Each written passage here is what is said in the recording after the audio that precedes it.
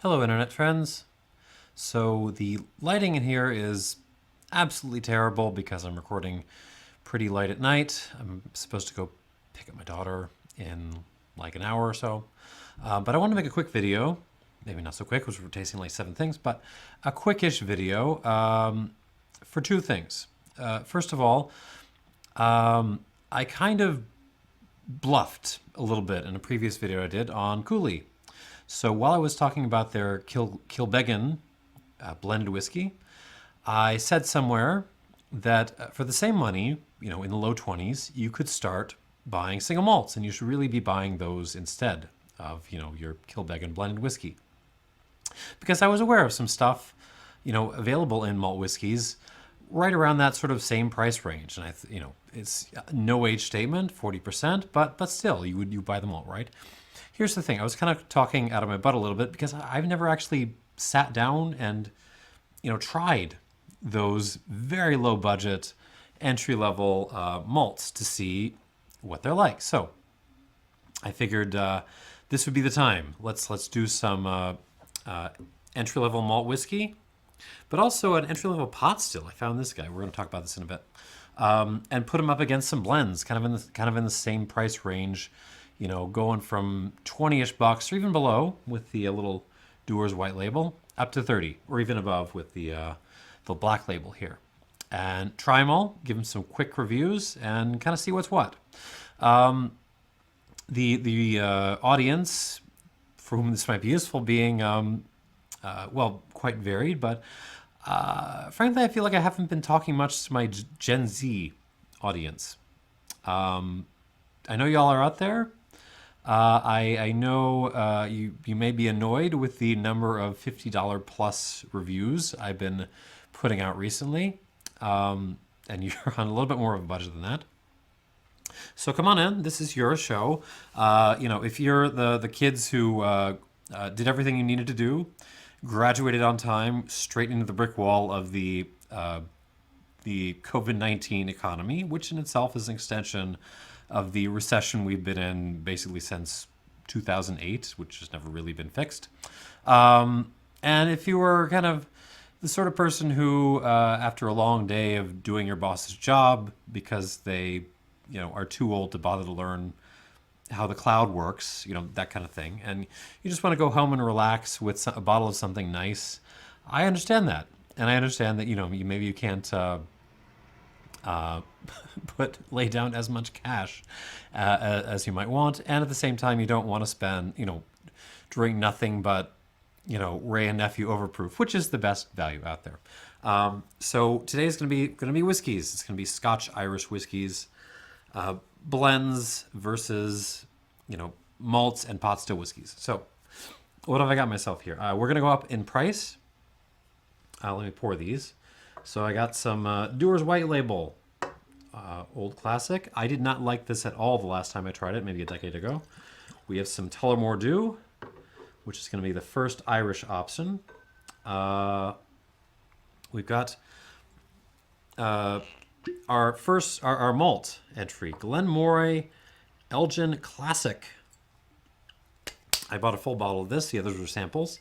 But this one I want the whole. This was $22. So this is any good. It's a little bit of a buy. 40%, no age statement. Probably some coloring in there.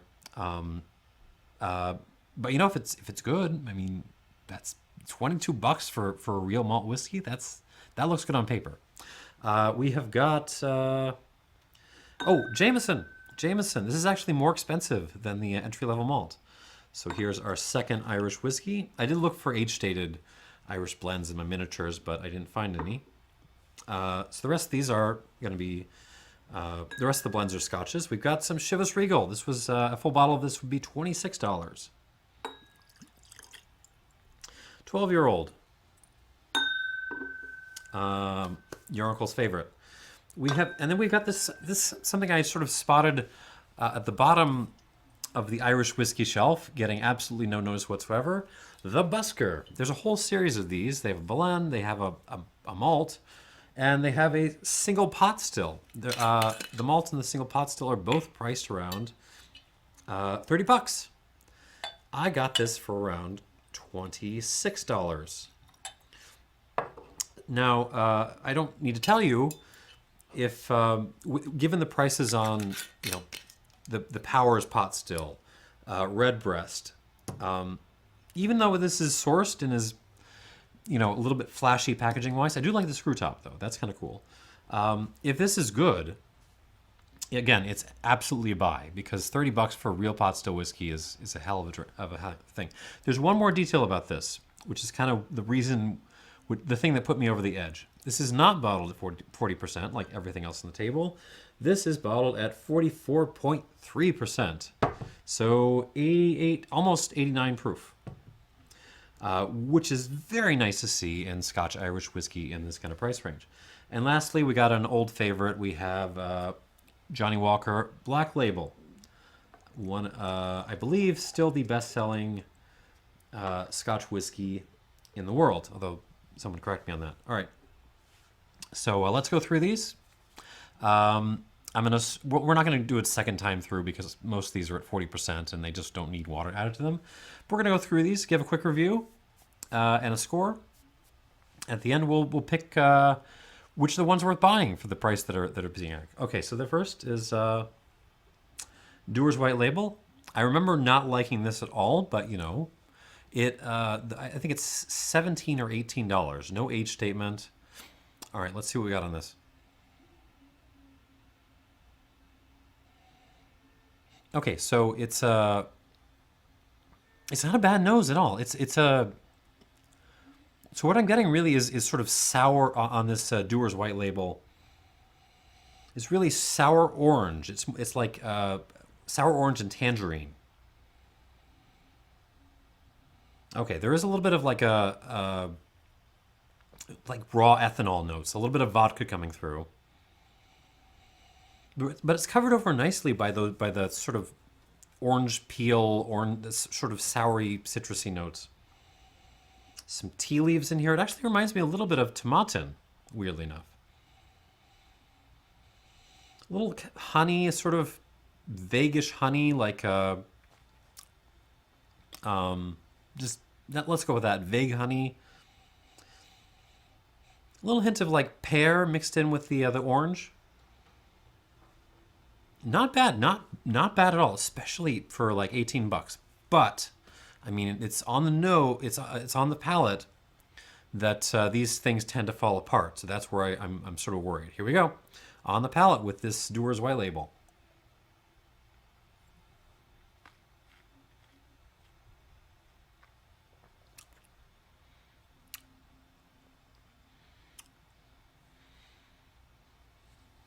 Well, okay, again, not great. Certainly not the best whiskey I've ever had. Again, there's the ethanol, the grain whiskey. It's kind of coming through here. I'm feeling that, but it's for what it is, which is an $18 whiskey. This is actually pretty solid. Again, leading on the sour, orangey tangerine kind of notes. Kind of like a cheap chocolate thing, like cheap milk chocolate.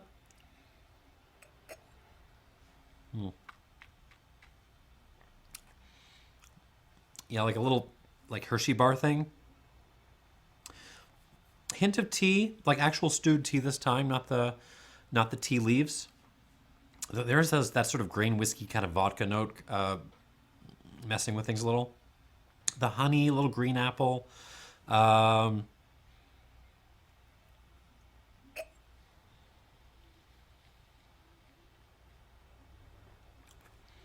The finish is really kind of the weakest part of this. A little black pepper, a little kind of nice wood tannins, but then it gets kind of cardboardy and vodka-y. But it's not terrible. I mean, this is, again, for the money, this is pretty solid.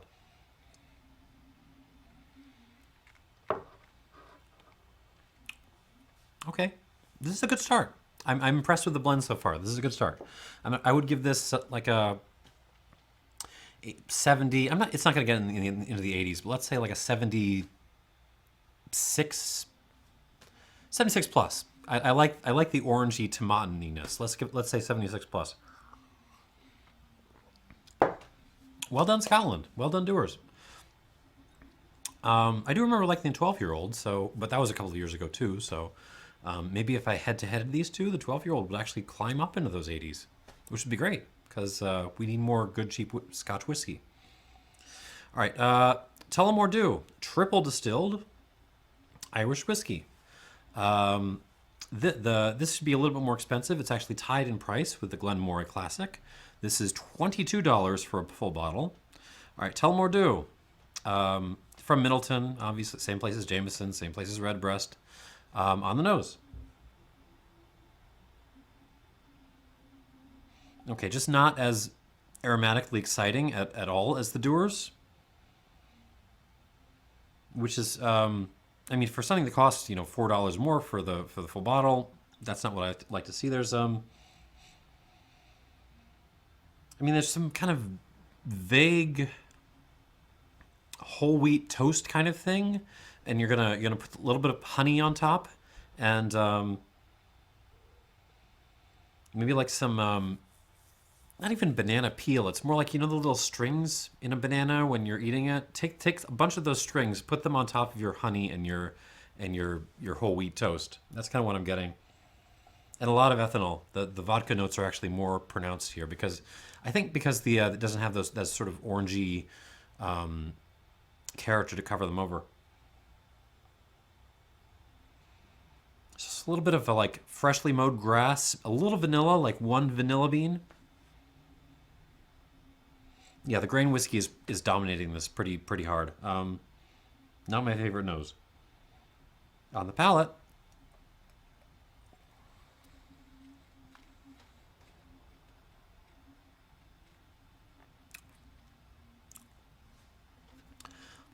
better, but not great. Better than the nose. So there's some sweetness here. We're just kind of holding it up. Honey, sweet oak, vanilla, white pepper on the front. But the finish is kind of the problem here.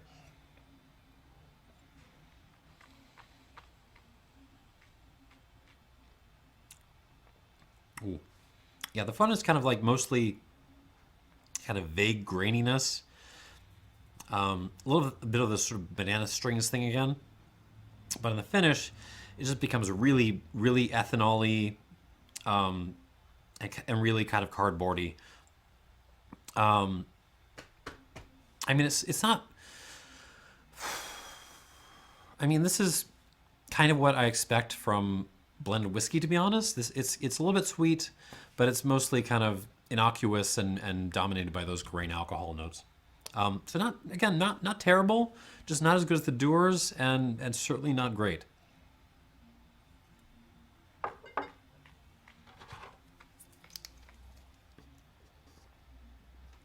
I'm going to give this Tullamore Dew triple distilled Irish blended whiskey 73 out of 100.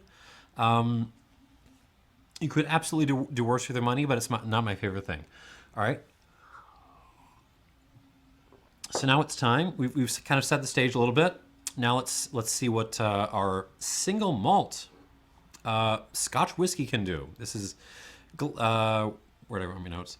Glen Moray Elgin Classic Speyside single malt Scotch whiskey. No age statement. Bottled at 40%. This is $22 a bottle. It is, unless something has changed recently, this is the cheapest bottle of malt whiskey you can buy, or Irish pot still whiskey that you can buy. Pot distilled Scotch Irish whiskey in general. So again, on paper this might have promise. It's kind of fun to think about who should be winning here ultimately. The cheaper blends, right? The non-age statement blends, you can generally guess they should be the winner, the losers. Because they got the grain whiskey in there, which is kind of just basically aged vodka, and you don't really have a lot of other stuff to hold it up. But then when you start talking about the malts and the pot still whiskey and the aged grains, the ones that are 12 years old, Then it starts to get more murky because you might think, well, I mean, the aged stuff should be winning this, right? The 12-year-olds.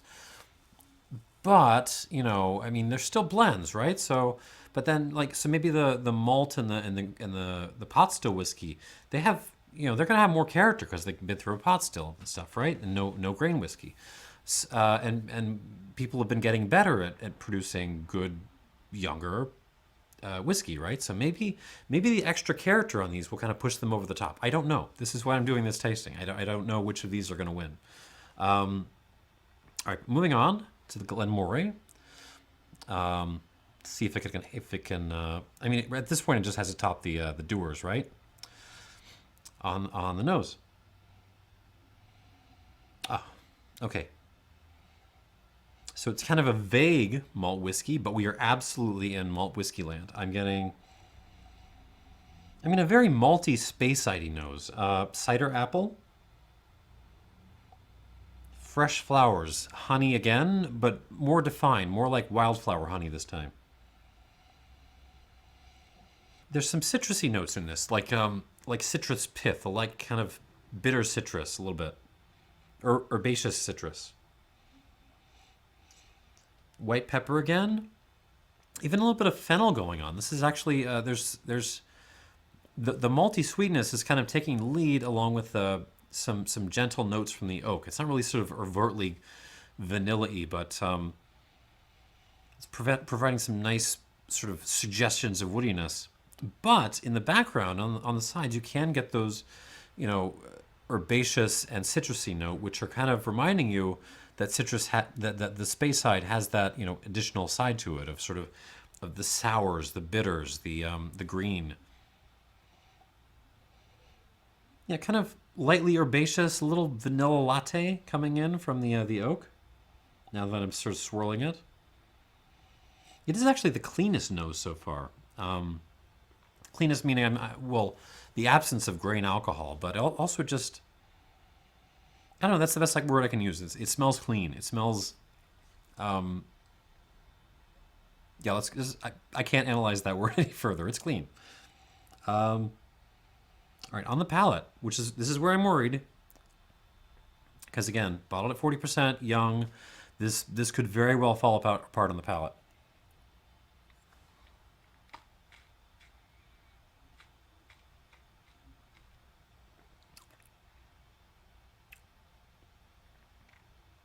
Huh.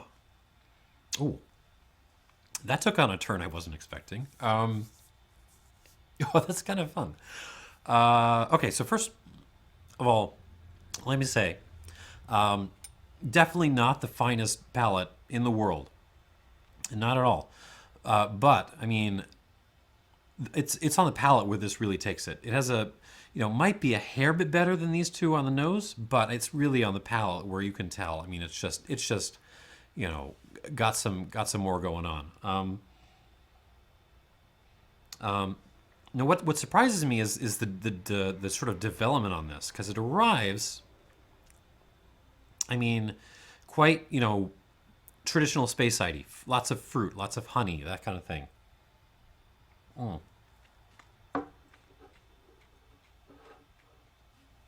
Good entry on, yeah, fresh apples, gobs of wildflower honey. Ooh. Let's talk about that finish in a minute. Gobs of honey, ground pepper, some dried flowers on the front end. And then in the finish, it gets very, very interesting because this takes a hard right turn into like herbal land. It gets really interestingly bitter. And I have to kind of unpack that bitterness. Hold on, give me a second.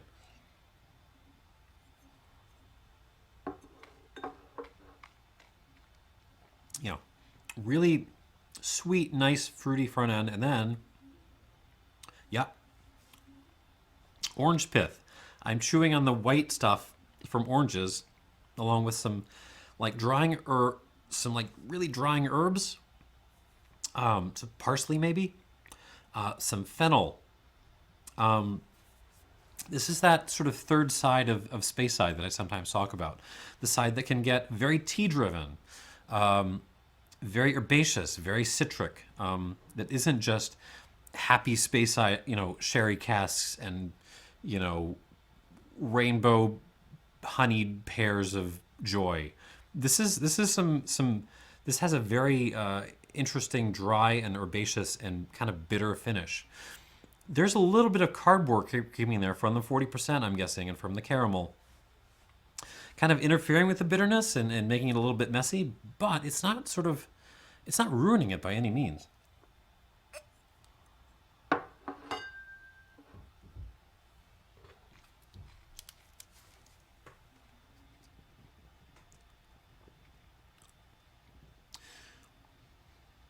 It's a tricky one. Okay, so first of all, I would drink this, but I'm a little bit of a nerd, and I like this turn into Bittersville on the end. I would absolutely drink this.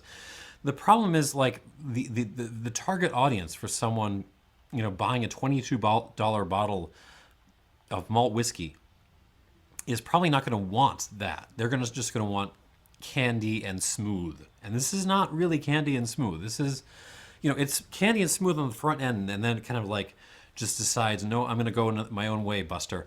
So it's tricky. I mean, I want to recommend this. Actually, I probably will just recommend this anyways. But like, listen to what I'm saying. This is not, smooth in the sort of sense of without offensive character. The bitterness on this will bite you, and you just got to learn to like that. I'm going to give this 80 points out of 100. I'm actually pretty impressed with this little guy at $22. All right, let's move on to the next blend. Aha, Jameson. Triple distilled Irish whiskey blended.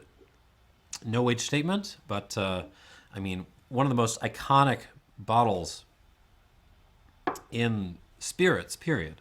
I've not tried this for some years. I remember it. I was never really a fan. I just found it got a little bit boring, a little bit kind of sweet.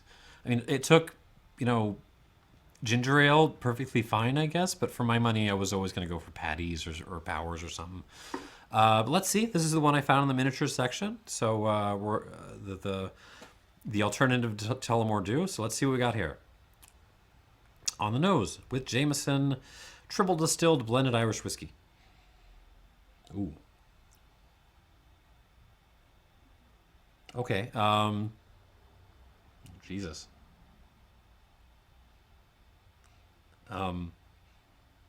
That's not great. Not great. Not good at all. So first of all, this is not bland, but wow, I'm getting raw ginger. I'm getting like rocky. The sort of anise spiked spirit you get in like turkey. That's really what I'm getting. But you've macerated your rocky in raw ginger. That's kind of what, and maybe like some like dried grass in there too. That's really what I'm getting in this. Rocky ginger, dried grass, some wet grass too. It's getting a little stinky wet grass. A little bit of vanilla in there, and like plus a big load of ethanol just right in the center of this business. Like burned notes, burned ginger. What?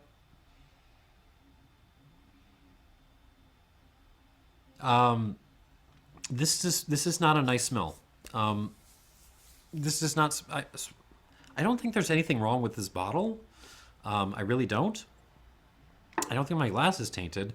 This just kind of smells like whiskey that has been, hit with a truck made of wood. Like really just raw, aggressive wood. It doesn't. It's not even the wood. It feels like maybe there's something wrong with the distillate too. Or maybe like the wood is bringing out some nastier notes from the distillate. This is not the sort of bland, sweetie Jameson I remember. This smells not good. All right, on the palate. Let's see if this steps up. I'm a little scared.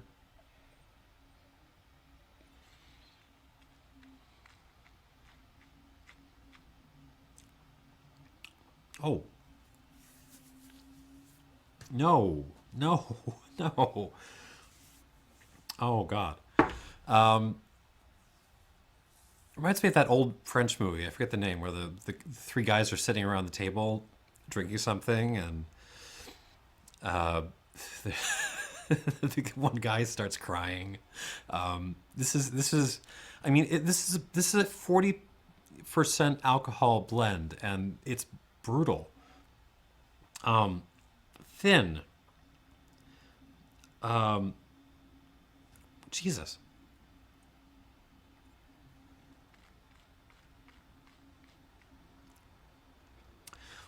I mean, it's thin. Oh, very short on the mouth, on the finish. I mean, well, actually, no. It's all the finish is kind of in the front of my mouth, but oh God, kind of really brutal. It just hangs on with this terrible, kind of sickly sweet wittiness. Grass, like ginger, bad ginger. Cloying vanilla honey stuff mixed with the ginger.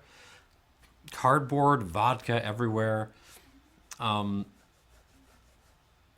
oh,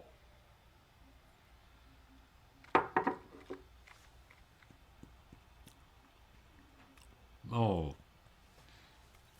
There's little gestures towards like maybe a little orange, maybe a little banana somewhere in there, but man, as much as I remember myself complaining about Jameson circa like 5, 10 years ago. I want that Jameson back. This is not good. What have they done to this poor whiskey? Uh, yeah. If okay, fine. If okay, look at me. If you are a Jameson fan, I understand. You like the green bottle. You've chosen your brand. You're going to stick to it no matter what they do with it, even if it's dumping this very delicate Irish whiskey and a whole bunch of you know aged vodka and raw wood. I accept that. I accept you're gonna buy it anyways. But to the rest of enjoy what you like, and enjoy your brand. That's fine. But to everyone else, avoid this. Do not spend your money. Buy Tullamore Dew. Tullamore Dew is fine. This is okay. Buy Bushmills. Buy that Cooley thing, the Kilbeggan. Buy the Teeling thing. But literally anything. Patty's is terrific. Power's a little bit more expensive than that, but it's a better purchase for your money than this. This is not bland and sweet. This is kind of a mess. I'm gonna give this. Oh geez, I get once you're dealing with something like this, it's really hard to score. I'm gonna give this 66 points. 66 points, and issue a do not buy warning on Jameson. Maybe this is a fluke. I just got a bad bottle or something, but this is unacceptable. I cannot believe that a brand selling itself on smooth and nice would sell this. Wow.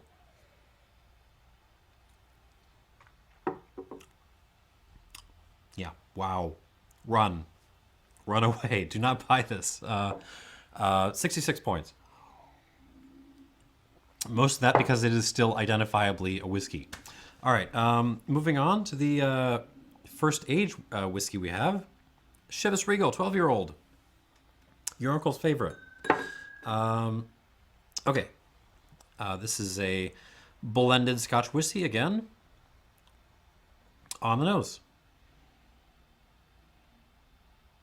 Okay, kind of feels like a more refined version of kind of what the Dewars was doing with that oranginess. I'm getting some Cointreau, actually. Some like spicy clover honey, a little cumin, a little white pepper. Lots of coffee elements, some freshly ground coffee, some, I don't know, some Brazilian coffee, some kind of a little bit nutty in character. Kind of floral notes, like field flowers, applesauce. Little hints of dried fruit, like exactly one prune. Half a prune, but that's really it. The ethanol-y notes are very subdued on this, but it's more because of of all the other characters coming out. I can tell they're there. Just little hints in the background of ethanol, of like, you know, aged vodka. But the coffee, fruity, spicy honey character on this is kind of covering it over. It works. It's a really nice nose, actually. I mean, for the money you're paying, which is $26, at least in Chicago. All right, on the palate. I mean, what is the opposite of a death seat? A life seat? This is after Jameson. This is in the life seat. I mean, it cannot fail but be better. On the palate.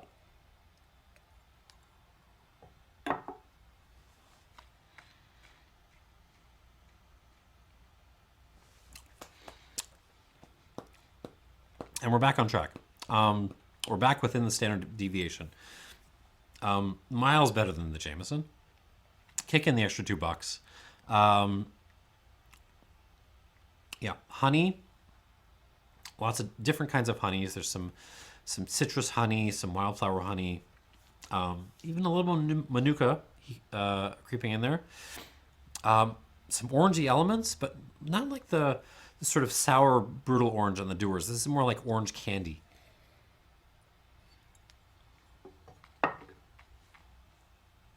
Black pepper, some curry powder,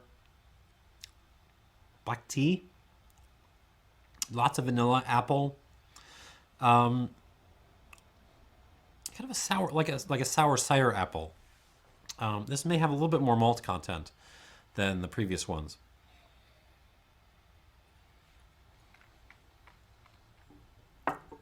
And then the finish,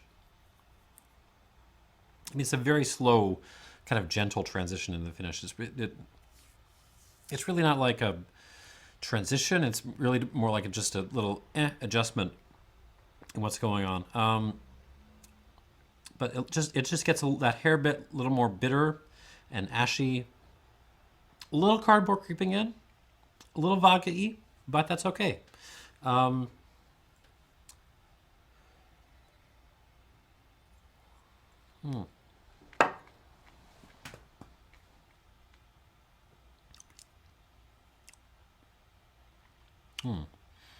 Think about it.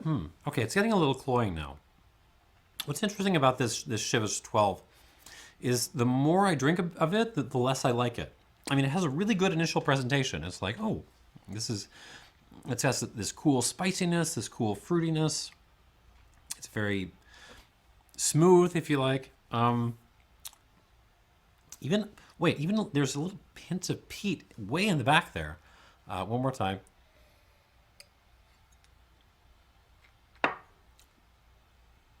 But yeah, the more I drink of this, the more I don't want to drink any more of this. It just gets a little bit too, I don't know, saccharine, cloying. Again, hard to rate for very different reasons than the Jameson. Let's give this 78 out of 100. Solid. Quite solid, actually. Let me try the Glen Moray again, just to make sure.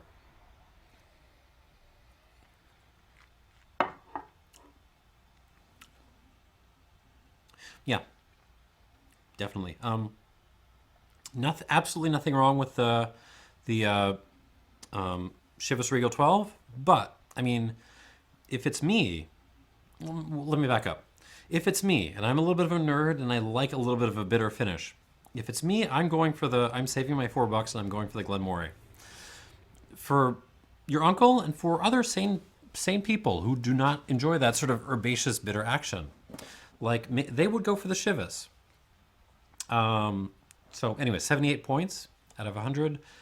Not really my thing, but I can appreciate it. I can appreciate the place that it has.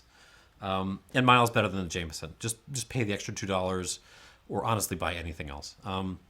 All right, let's move on to the wild card here, which is the Buskers Single Pot Still Irish Whiskey. bottled circa 2020 or so. This is and at 44.3%. Almost certainly from Middleton.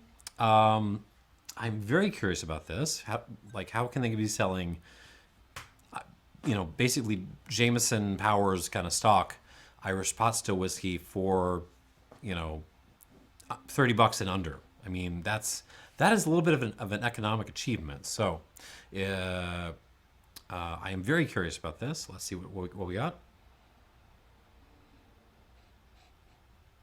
Okay. So it's a very assertive, slightly astringent nose, but not in a bad way. There's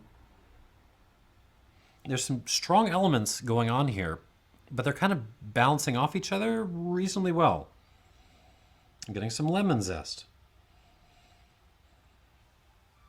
Wet grass, like oatmeal, but like burned, like you took a culinary torch to your oatmeal. Actually, there's elements of sort of raw wood in here that remind me, don't get scared, they remind me a little bit of the Jameson, but it's well toned back, and then you're kind of, again, you're balancing that off against a distillate that actually has something to say. So burned oatmeal, but nice. Lots of citrus in here, actually. The lemon thing.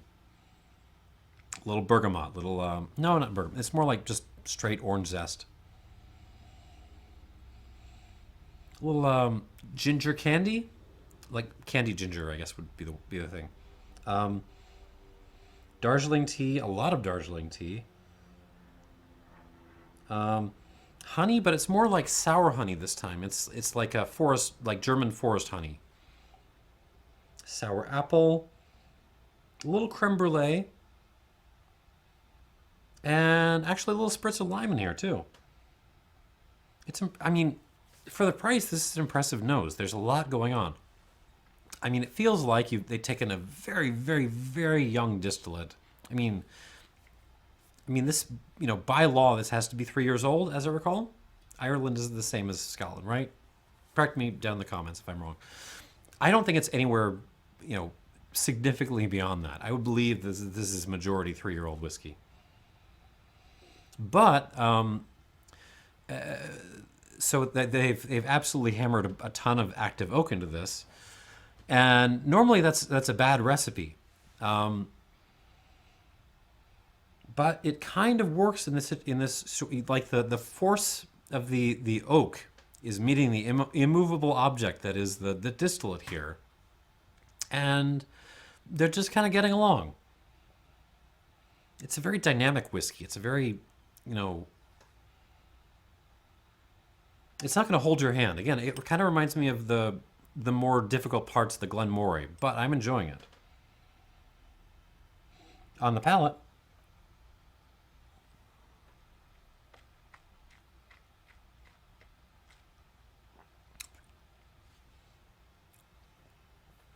oh, okay, so maybe it's the strength, or maybe it's just the character of the distillate, but this is, on the palate, this is miles beyond anything else in this table so far, including the Glen Moray, which again I'm kind of fond of. It's a little raw, a little sawdusty, a little too oaky, gingery.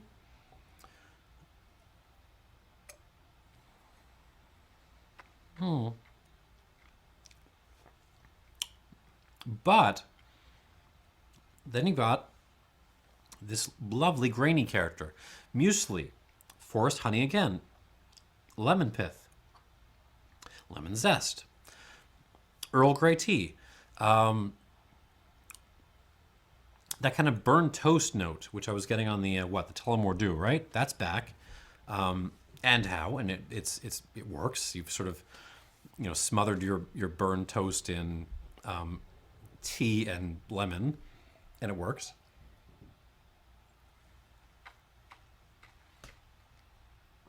Apple, cider apple that's, again, you've toasted up with your torch.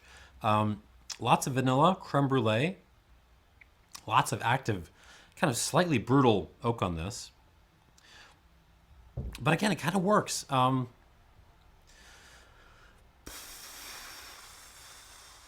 Oh, what do I give this? Okay, so I would score wise, this is like it's not my favorite thing in the world. I would give this an 82 out of 100. We're just bordering on good here. This is the upper edge of not good, just before we get into good. But it's still easily the most complete whiskey on the table so far.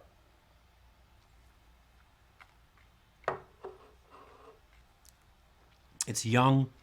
It's just primary and secondary qualities, just bashing heads, and that's kind of all it is.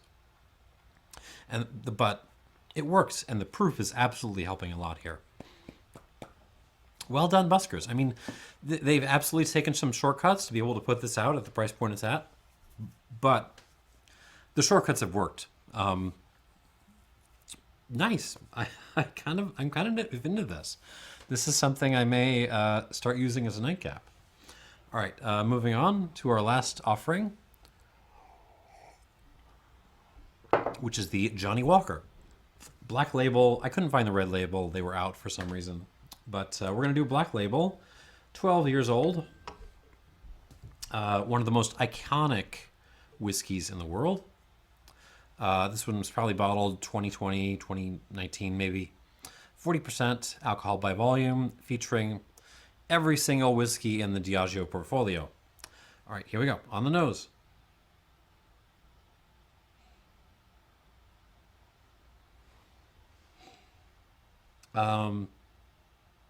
I keep using the word vague in this episode, and this is the one where I should really have saved it for. It's just kind of scotchiness that I'm getting on the nose. I mean, I'm liking the nose more than I like the Chivas. Let me put it that way. Yeah, it has less of that candied character than the Chivas, which I'm enjoying. I'm getting. Well, okay, there's a little like orange slice here. It's orange, but it's more like the orange slice candies. But then lots of tea leaves, some campfire smoke. I mean, this is really hard to pick apart. There's little hints of things going on, a little like minerality in there. Some apple cheese, the sort of apple, boiled down apple concentrate. Like one ball of black pepper. Little. I mean, it's not even like a gesture towards peat. It's more like a gesture towards peat. It's just hanging around way in the background, like in another city. You can kind of recognize there might be some peat there. I mean, this is tricky. It's a nice nose. It's a very nice nose, but it's vague. There's not a whole lot of distinct elements to pick apart on this Johnnie Walker Black Label. On the palate.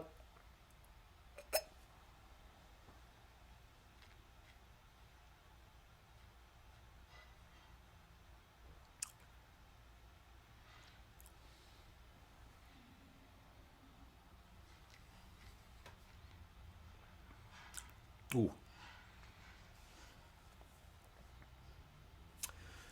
Okay, let me step back for a minute. This is a diabolical whiskey, and I will tell you why. So as I'm drinking this, like as a sort of experienced spirits nerd, this is suggesting tons of stuff at every moment. This is like, hey, do you like Kalila? Do you like Glenord? And then you're like, oh yes, I like those whiskeys very much. Thank you very much. But if you follow those hints through, you realize they're not actually there. They're sort of empty. Once you actually start trying to pin down notes and qualities to this, there's a little bit of like orange stuff, the tea thing. I mean, it kind of follows from the nose. The tea thing, the campfirey stuff, the appley stuff, vanilla, pepper.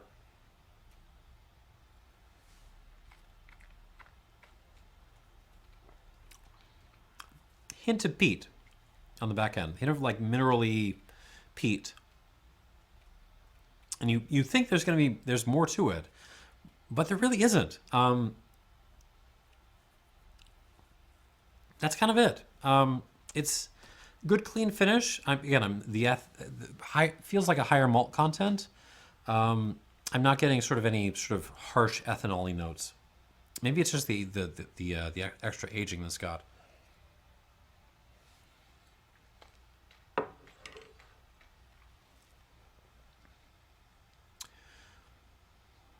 I could see a very wide range of reviewing on this.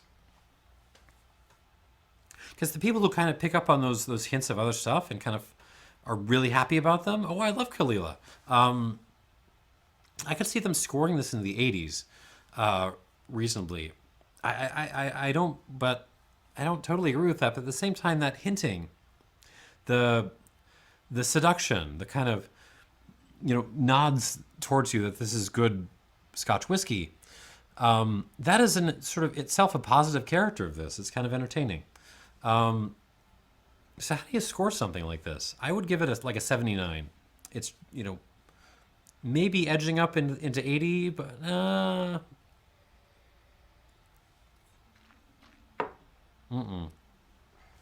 it's just not. It's not quite defined enough.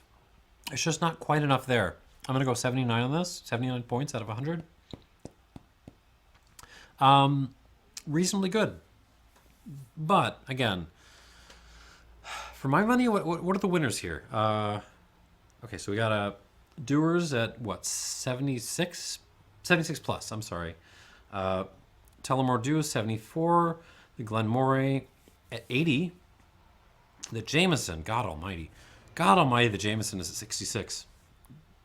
Just don't. The Chivas at 78, the Busker at 82, and the Johnnie Walker at 79. Okay, so for me, the winners here they are.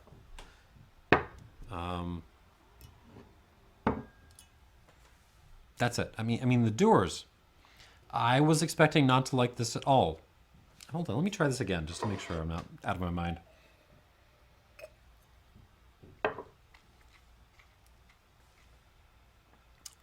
Yeah, Dewars, very basic whiskey. Very basic whiskey. A little ethanol-y. The grain whiskey is definitely speaking up. But for like $17, $18, I mean, if you just need something that's got a little bit of character to it, to entertain you for the night, this is fine. Well done, Dewars. But if it's my money, I'm stepping up to the Glen Moray. It's real malt whiskey.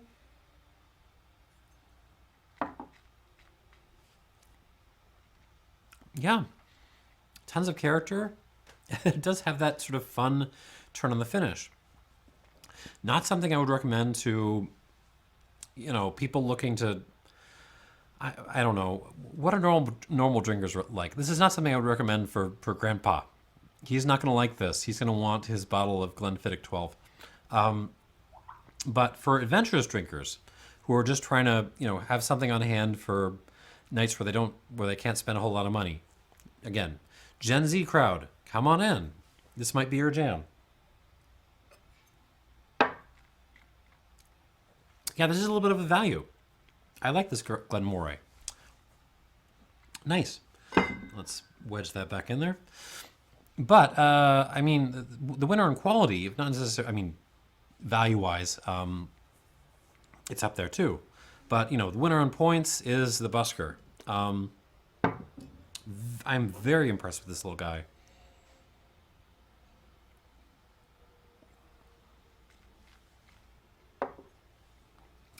Absolutely young. Absolutely cheating to kind of get the complexity and the depth of flavor profile that it's doing. And you can tell, it's a little rough. But, again, it's doing the most of any whiskey here, and that's absolutely worth something. So, if you got enough to step it up to the $30 or on sale $26 of the Busker, that would be a good grab too. And I guess that's it. Thank you for watching. I hope some of this was educational. Don't buy the Jameson. Just anything else on the table. Literally anything. Anything else on the shelf, so far as I've tried.